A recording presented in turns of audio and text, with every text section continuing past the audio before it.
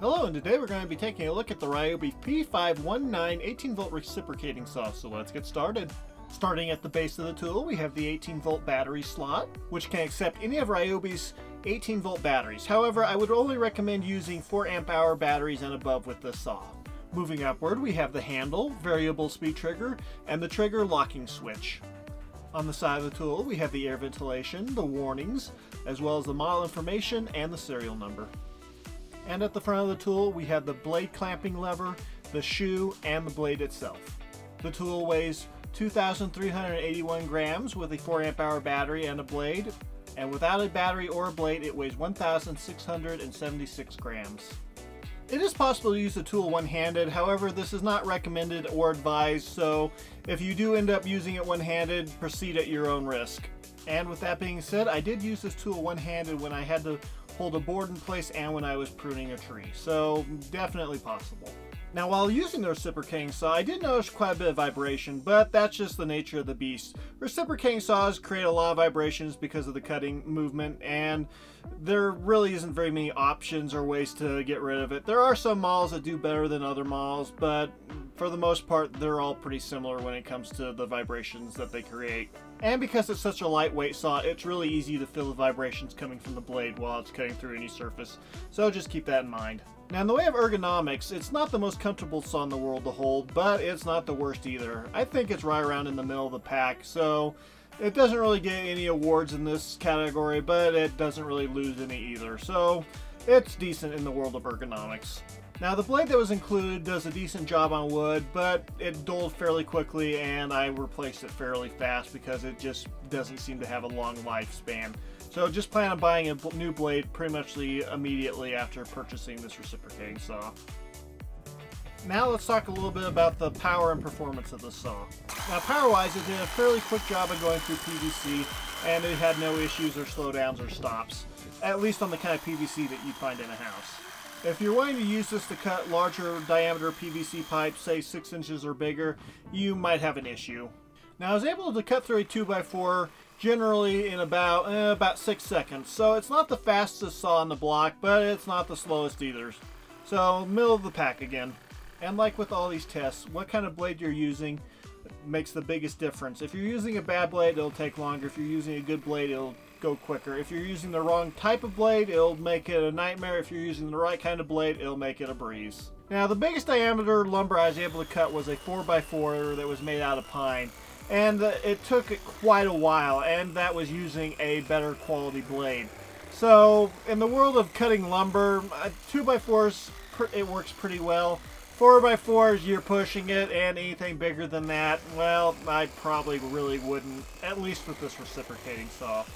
Now, in the world of cutting metal, this is not going to be a very good saw for that. It'll do it, don't get me wrong, but you're going to need a very high quality blade, and it'll probably chew up that high quality blade pretty quick. I just don't think that the motor in this tool is really cut out for the kind of power that you need when you're cutting metal. I know the blade has more to do with it than the motor does, but at the same time the motor does still play a role. So if your goal is to cut metal, I would probably switch to a different kind of tool or a different brand of saw.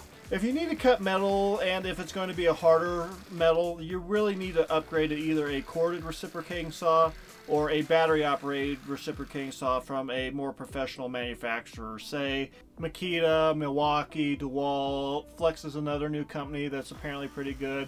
One of those companies that have a pretty proven track record behind them.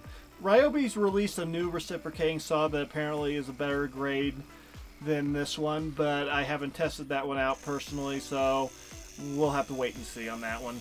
Now, if you already own the saw and all you need to do is cut some thin wall metal piping or maybe a few pieces of rebar, it will do it and it'll do a decent job, but other than that, don't expect much.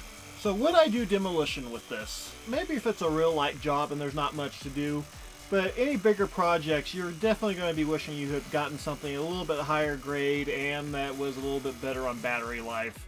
So only if it was a real light job and it didn't require much. Now let's talk about the pros and cons of the saw. Lightweight. The saw is fairly lightweight, but doesn't really feel cheap either. And this comes in handy for if you need to reach into an area where you can't get both your hands, or if you need to use one hand to hold down what you're working on. So definitely a pro. 18 volt. I definitely think 18 volt has the best value ratio when you're talking about power tools. 12 volt tools are good and more powerful tools are good too, but I think 18 volt is definitely the best bang for the buck. So definitely a pro. Solid. The tool feels fairly well built and it feels nice and solid in the hands. It doesn't feel like it's flimsy and it doesn't feel like a super cheap tool either, so definitely a win. No tool blade change. I do not miss the days where you would need a Allen wrench or some other little tool in order to change a blade. I'm glad those days are long gone and I do not want them back ever, so definitely a pro that you don't need a tool in order to change the blade.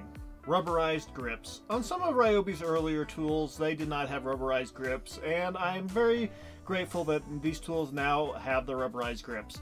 And it's a decent rubber too. It doesn't feel cheap and it doesn't feel like it's going to fall off either, so definitely a pro. And the first con is it vibrates a lot. Now that's just kind of the nature of most reciprocating saws, and there's really only so much you can do about it. But because this is such a lightweight reciprocating saw, you really do feel the vibrations, and after a while it does begin to get a little bit annoying. Now it's not as bad as a certain multi-tool that I own, but it's still pretty bad, so I'm definitely going to say this is kind of a con when it comes to this tool. And the next con we have is price. I'm sorry, but $80 is a little bit too expensive. I mean, $79 is a little bit too expensive for this saw. The price range should be somewhere closer to $50. It's just not worth $80, and so if you can get it at a cheaper price, great, but I have a real hard time paying that kind of money for this kind of a saw. So definitely not a pro. It's a con. And the next con is not good for metal. This really just does not have the power that you need for metal. It'll work on the thinner stuff like nails or rebar or thin wall piping, but anything bigger than that, you're definitely going to want a more powerful tool. So definitely kind of a con. And last but not least, battery life. This thing is a battery hog. Now most reciprocating saws are, but this one especially is. I was able to deplete a 4 amp hour battery with just doing 8 cuts through a 4x4. So it's not going to win any awards, and it's kind of a con in the way of battery life.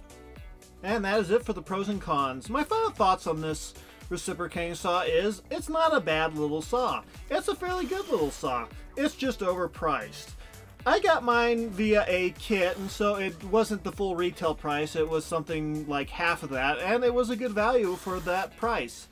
But I would not go out and buy this at its full retail price unless it's an emergency and you have to have a reciprocating saw and you're already in the Ryobi line.